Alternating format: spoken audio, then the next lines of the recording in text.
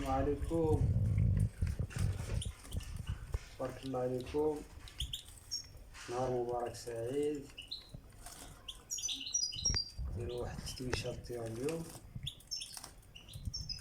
نحاول انايا نرش عليهم الفشفاشه خاص راهم يبدلو، باش تعطيهم يدوشو بالواحد يعني كيشدو الوقت. تبارك الله كان كبار بزاف، كنبغي نغلب عليهم بحال هكا بالفشفاشه، ندوش لهم كاملين هكا باش يجيو الاخرين عاد. نتمنى التوفيق للجميع. نهار سخون اليوم.